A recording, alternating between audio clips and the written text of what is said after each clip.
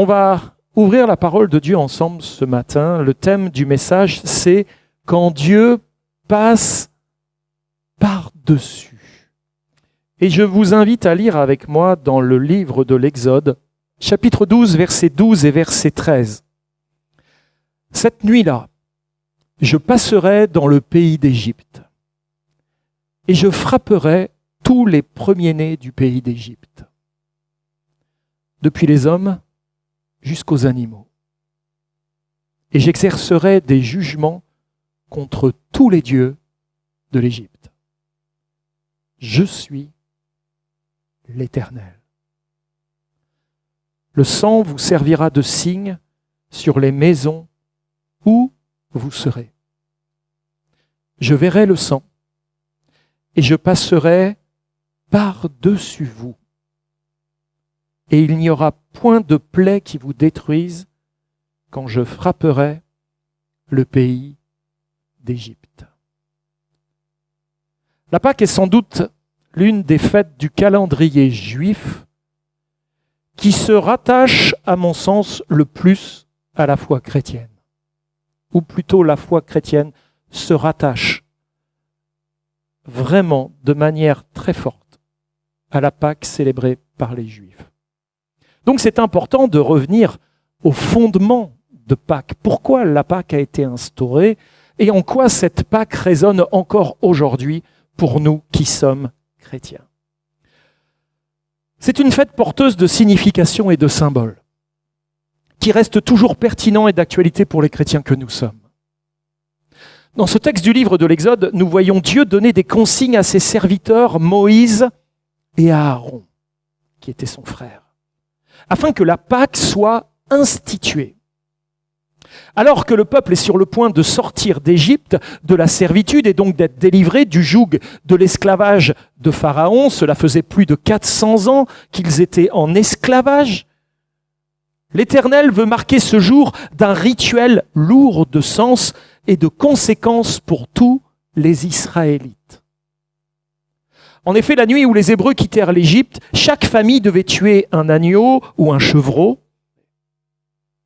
Cet agneau devait être mangé suivant la manière indiquée par Dieu et le sang devait être aspergé sur les linteaux des portes, sur les montants des portes de leur maison, afin de différencier les maisons des Israélites de celles des Égyptiens, car cette même nuit, l'ange de l'Éternel traversa l'Égypte, faisant mourir tous les premiers-nés de ce pays.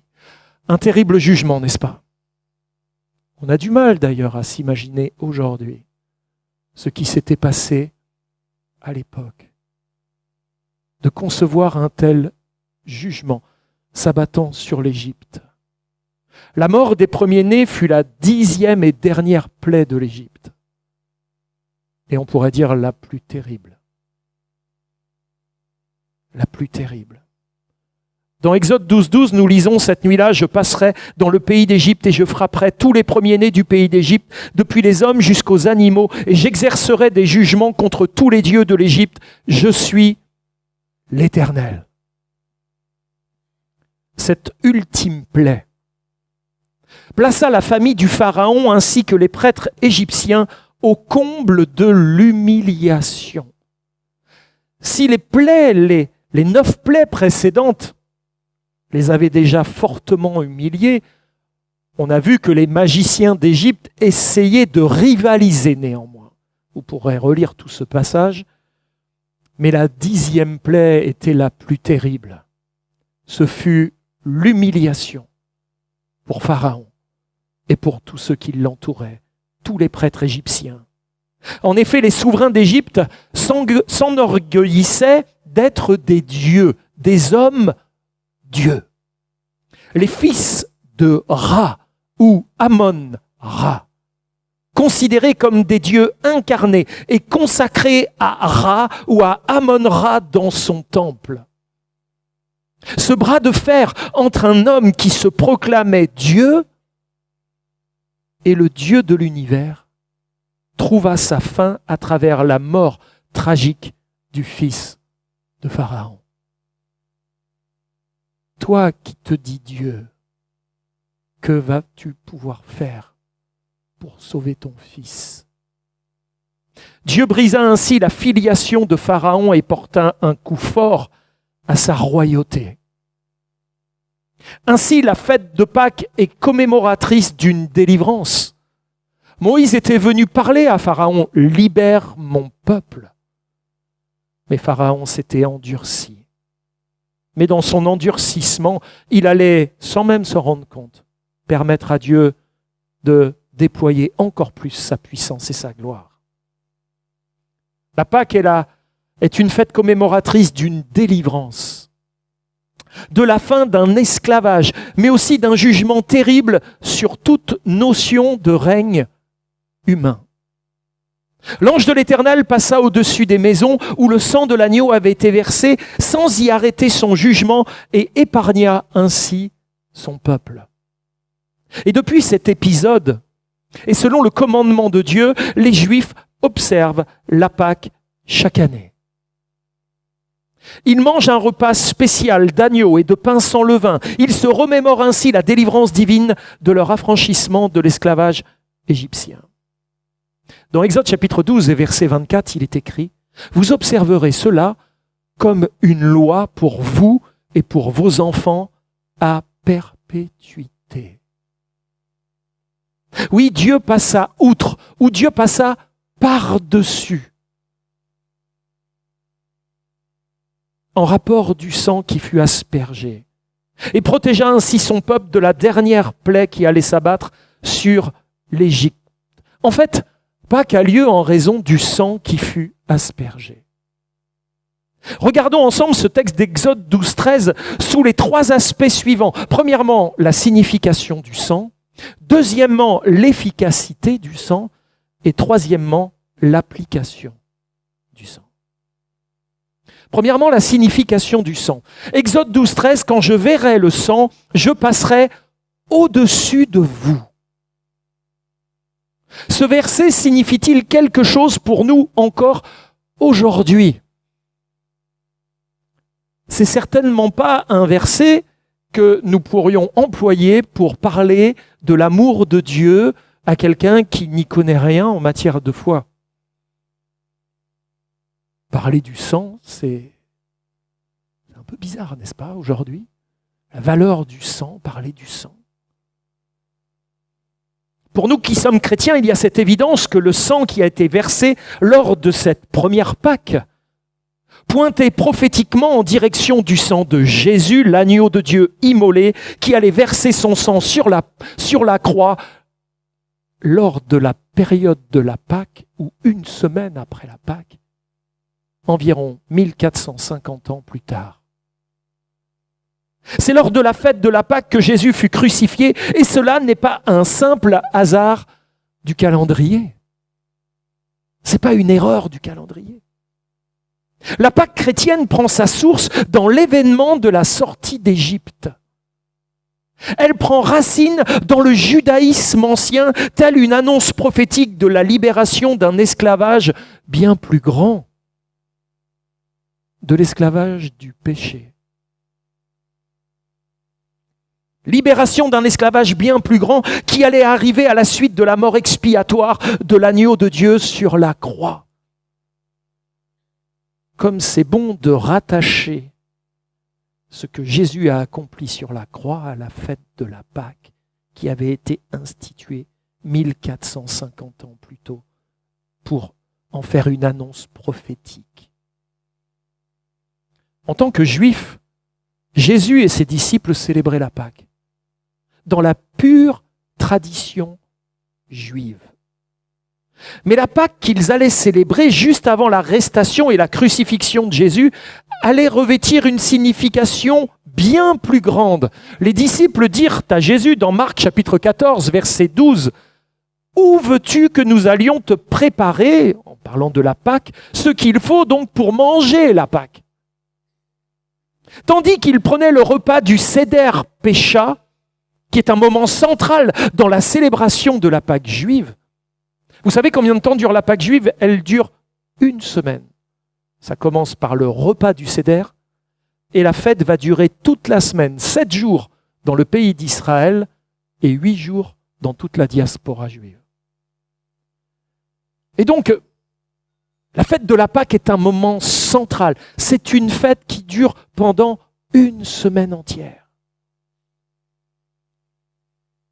Tandis qu'ils prenaient le repas du Seder, Jésus leur donna en premier le pain sans levain.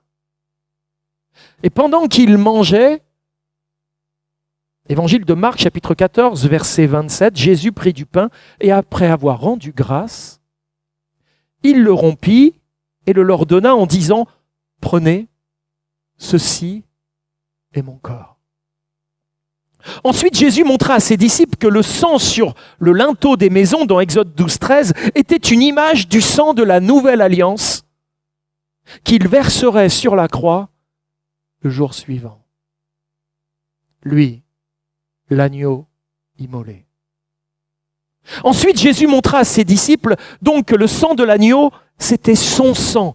Il prit ensuite la coupe, Évangile de Marc, chapitre 14, versets 23 et 24, et après avoir rendu grâce, il la leur donna, et ils en burent tous, et il leur dit, « Ceci est mon sang, le sang de l'alliance qui est répandu pour plusieurs. » En fait, le texte d'Exode 12, 13 allait devenir une réalité au-delà des considérations historiques qui sont propres à Israël.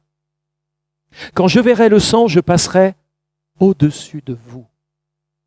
Cela ne parlait pas en réalité de n'importe quel sang. Cela parlait du sang de l'agneau qui ôte le péché du monde.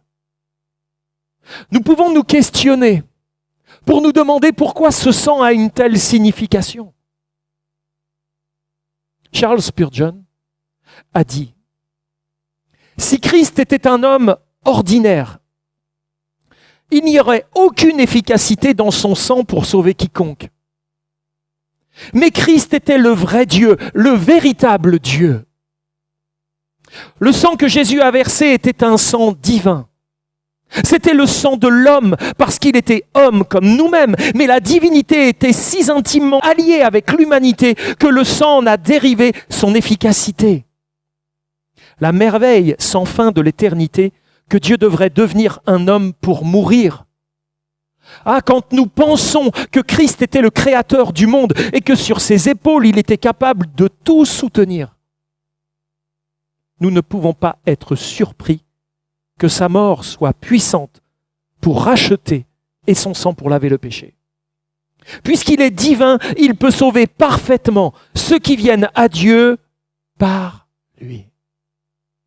Son sang est le sang par lequel vous pouvez échapper à la colère et au jugement de Dieu.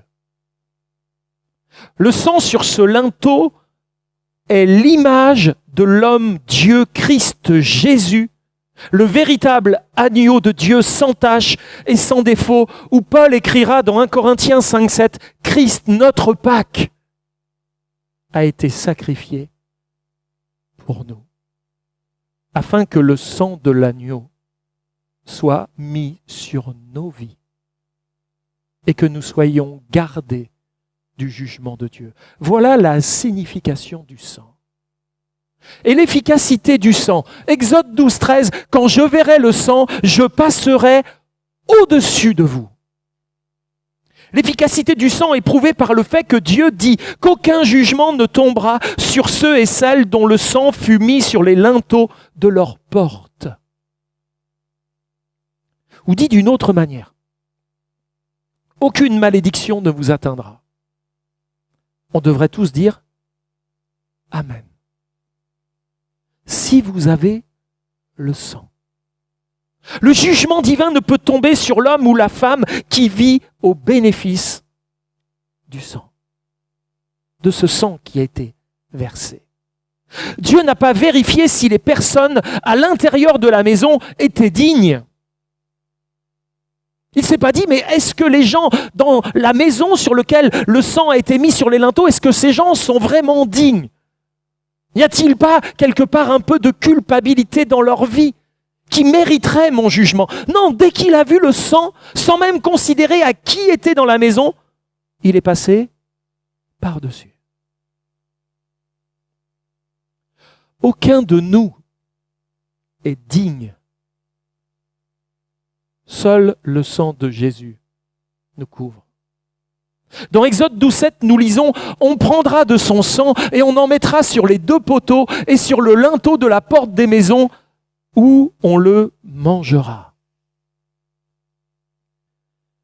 Le sang de l'agneau était répandu horizontalement sur le linteau de la porte et les 2 poteaux verticaux de l'encadrement de la porte. N'est-ce pas glorieux?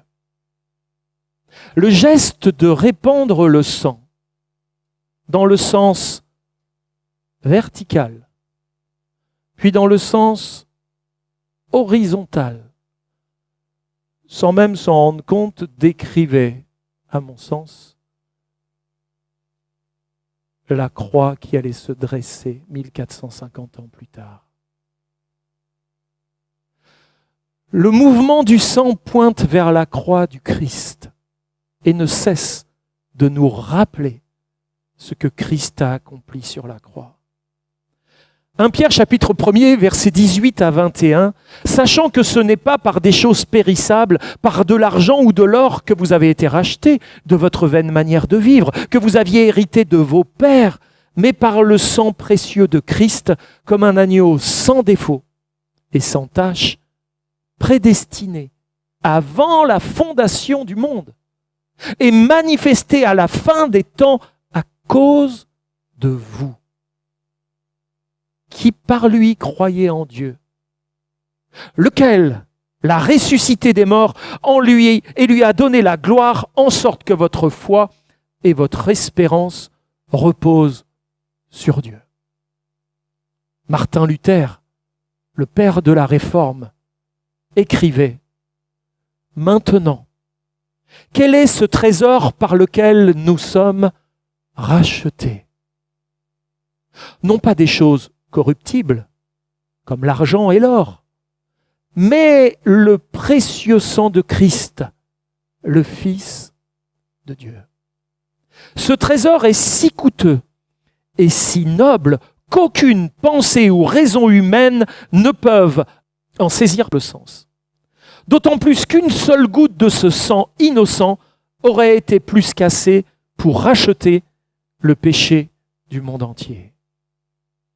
Néanmoins, le Père a voulu prodiguer sa grâce sur nous d'une manière si riche et a laissé notre rachat lui coûter si follement qu'il a permis à Christ, son Fils, de verser son sang dans sa totalité pour nous, ainsi que nous accorder le trésor entier.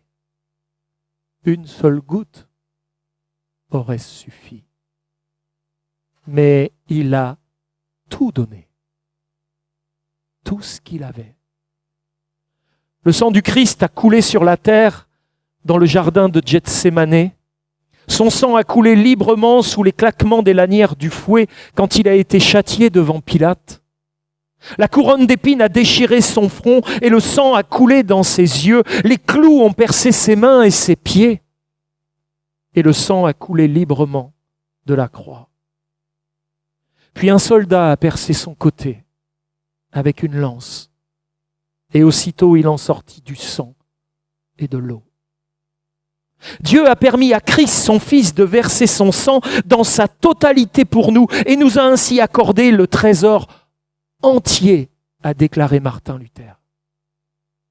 Avec l'apôtre Jean, nous disons que le sang de Jésus-Christ, son Fils, nous purifie de tout péché. Tout péché est lavé par le sang de Jésus. Vous entendez bien? Tout péché. Il n'y a aucun péché si grand que son sang ne puisse laver. Son sang a pardonné nos péchés passés, présents et à venir. Il n'y a aucun péché si grand que son sang ne puisse purifier.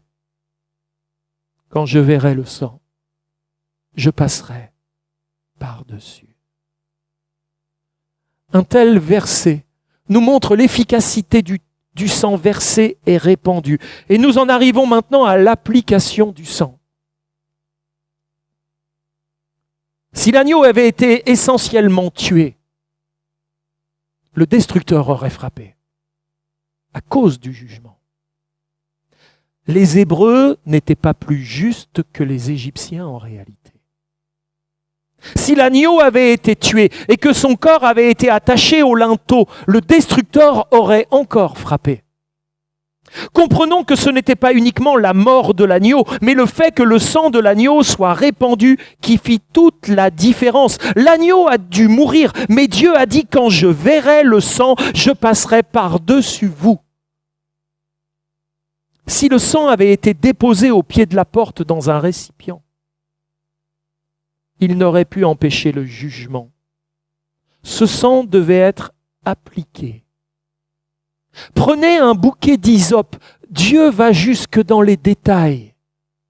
Vous le tremperez dans le sang et vous frotterez le linteau et les 2 poteaux de la maison. Le sang doit être appliqué où il n'est pas efficace. Pécheurs, prenez le sang de Christ et soyez lavés par le sang de l'agneau. Romains chapitre 3, versets 24 et 26, je vous lis dans la traduction de la Bible à la Colombe. Ils sont gratuitement justifiés par sa grâce, par le moyen de la rédemption qui est dans le Christ Jésus. C'est lui que Dieu a destiné comme moyen d'expiation pour ceux qui auraient la foi en son sang, dans l'efficacité de son sang, pour que son sang puisse détourner la colère du Père, afin de montrer sa justice. Parce qu'il avait laissé impunis les péchés commis auparavant, au temps de sa patience, il a voulu montrer sa justice dans le temps présent, de manière à être reconnu juste, tout en justifiant celui qui a la foi en Jésus. Comme c'est grand. Cette traduction est intéressante car elle décrit l'objet de la foi. L'objet de la foi, c'est le sang. C'est ainsi que le sang vous est appliqué, par la foi dans son sang, ou on pourrait dire autrement, par la foi dans son sacrifice, dans l'efficacité de son sacrifice, qui était un sacrifice sanglant. Sacrifice appliqué sur vos vies. Dans l'Ancien Testament, le sacrificateur avait du sang qui était appliqué sur sa vie, sur son pouce, de sa main et de son orteil. Nous sommes, nous aussi, des sacrificateurs pour Dieu le Père. Et le sang, d'une manière symbolique, est aussi appliqué à nos vies. Et ce sang de Christ sur nos vies, le Père le considère encore aujourd'hui. Et c'est aussi cela qui fait de nous un peuple particulier, un peuple de sacrificateurs pour Dieu le Père, d'hommes et de femmes qui évoquent son nom, recouverts du sang qui les justifie. La foi en la mort de Christ pour vous, pour votre vie personnelle. Jésus dira dans Matthieu 26, 28, « Car ceci est mon sang, le sang de l'alliance, qui est répandu pour plusieurs pour la rémission des péchés. » Il y a beaucoup de gens qui ne réalisent pas ou ne sentent pas que le sang de Christ est appliqué à leur vie. Mais qu'importe. Parce que notre texte ne dit pas que vous êtes celui qui doit voir le sang. Même si c'est une réalité spirituelle attachée à nos vies. Il est dit quand je verrai le sang, c'est l'Éternel qui parle. Je passerai au-dessus de vous. Dieu est celui qui doit voir le sang. Dieu est le seul qui a besoin de voir le sang qui purifie de tout péché. On ne lit pas quand vous verrez le sang, ni que nous devons tous comprendre sur cette purification par le sang de Christ, que nous puissions espérer en tirer un quelconque bénéfice. Il est simplement dit quand je le verrai, quand je verrai ce sang.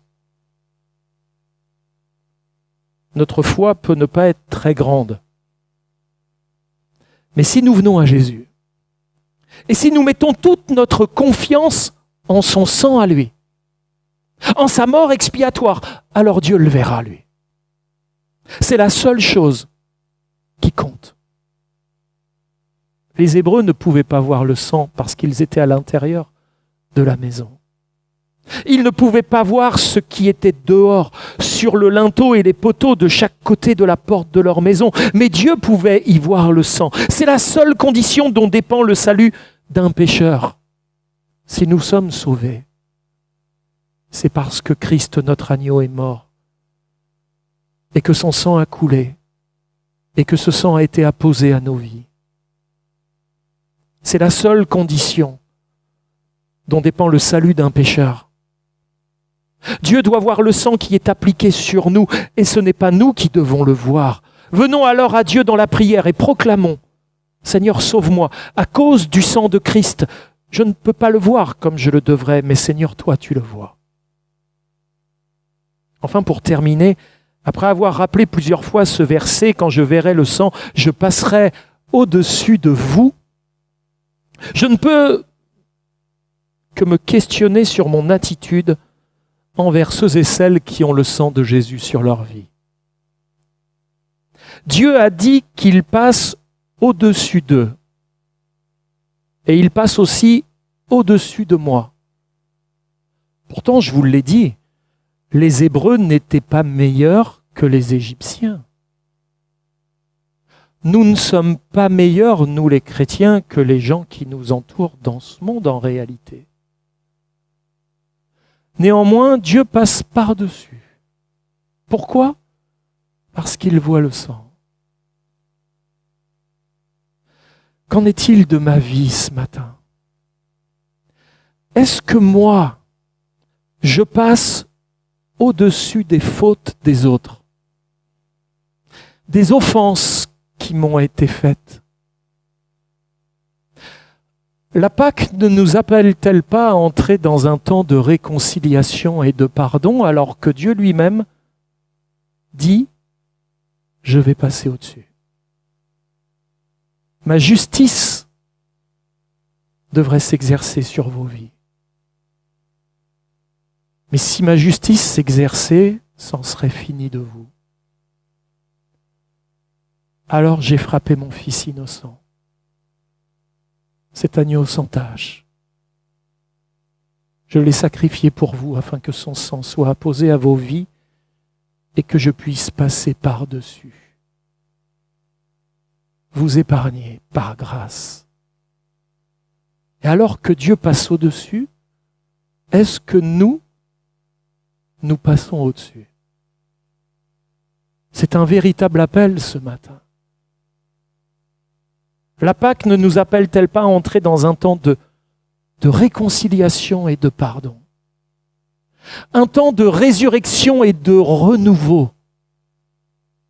Un temps où ce que l'on croyait mort a la possibilité de reprendre vie. Christ comme prémisse de notre résurrection. Matthieu 6, 12. Pardonne-nous nos offenses, comme aussi nous pardonnons à ceux qui nous ont offensés. Ce serait insensé de demander à Dieu de pardonner nos offenses, et il l'a fait, et que nous ne pardonnions pas aux autres. Matthieu 6, 14. Si vous pardonnez aux hommes leurs offenses, votre Père céleste vous pardonnera aussi, gage du plein pardon. Matthieu 6, 15. Mais si vous ne pardonnez pas aux hommes, votre Père ne vous pardonnera pas non plus vos offenses. Ainsi le pardon est la pleine manifestation de celui qui nous a été accordé. Si nous sommes vraiment pardonnés, avons-nous le choix de pardonner aux autres ?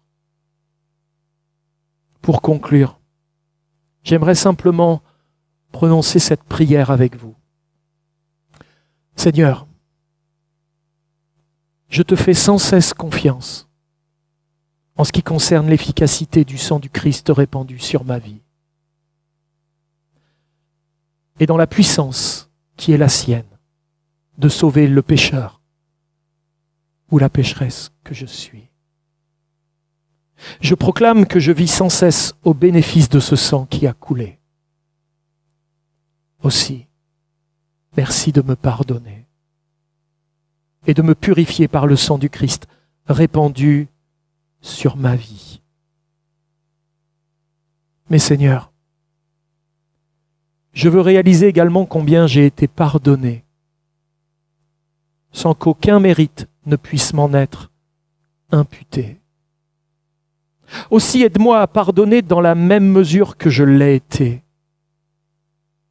et à savoir passer au-dessus, comme tu l'as fait avec moi. Au nom de Jésus-Christ. Amen. Je vous souhaite une belle fête de Pâques, recentrée sur la priorité de vos vies, l'amour de Dieu manifesté pour chacun et chacune de vous.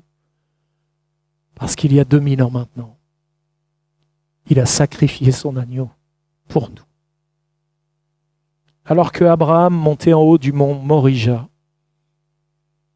son fils était là.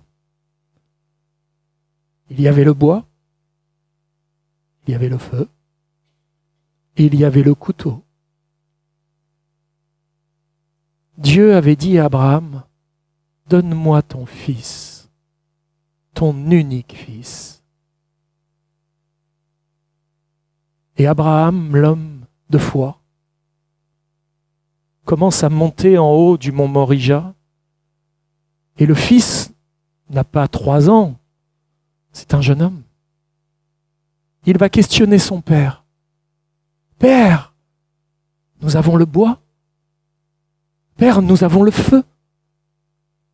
Père, le couteau. » Mais il pose une question.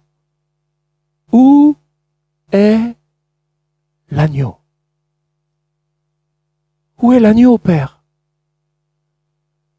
Et Abraham va répondre, « Fils, Dieu se pourvoira. » Abraham allait pour sacrifier son fils. Et vous savez qu'au moment où il va frapper son fils, Dieu va retenir son bras littéralement et va pourvoir par un bélier dont la tête est prise dans un buisson d'épines. Et il va sacrifier le bélier. Et pendant tout l'Ancien Testament, à chaque sacrifice qui a été fait dans l'Ancien Testament, et croyez-moi, des sacrifices, il y en a eu en grand nombre. Regardez juste à la dédicace du temple de Salomon, le nombre de sacrifices qui ont eu lieu. Mais chacun des sacrifices criait « Où est l'agneau ? Où est l'agneau ?» Et tout l'Ancien Testament ne fait que de dire « Où est l'agneau ? Où est l'agneau ?» Et plusieurs siècles plus tard, un certain Jean le Baptiste, est dans le Jourdain et il baptise de repentance. Et son cousin, Jésus, arrive. Et lorsqu'il le voit, il ne dit pas « Oh, cousin !» Non. Il va répondre à la question posée par Isaac qui va monter le mont Morija avec son père et à tous les sacrifices de l'Ancien Testament. Et Jean-Baptiste va dire cette phrase magnifique. Et quelle révélation! Voici l'agneau de Dieu qui ôte le péché du monde. Voici l'agneau de Dieu qui ôte le péché du monde. Dieu avait pourvu en envoyant son Fils tel un agneau sans tache. Si nous sommes justifiés, c'est grâce à lui. Si nous sommes enfants de Dieu, c'est grâce à lui. Tout ce que nous avons, nous lui devons. Que cette fête de la Pâque soit bien serrée dans vos cœurs jusqu'à son glorieux retour. Amen.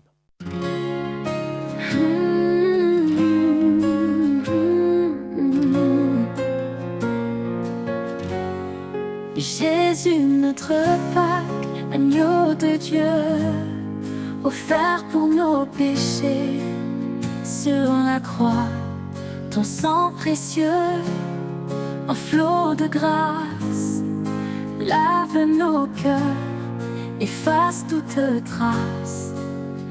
Tu as pris nos fautes, nos douleurs, tu as porté notre fardeau et nos chagrins. Sur la croix, tu as souffert pour nous,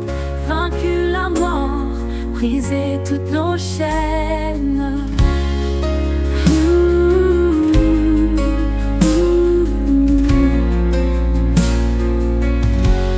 Véritable agneau de Pâques, tu es sacrifice, parfait pour nous libérer de l'esclavage du péché. Tu nous tires vers la lumière, vers la vie. Tu nous attires. Louons son nom, chantons sa gloire. Jésus notre sauveur, notre espoir. Son amour immense, un don si grand, nous conduit vers le ciel, vers la terre promise. Ô Jésus notre roi, agneau divin, ta grâce nous sauve, ton amour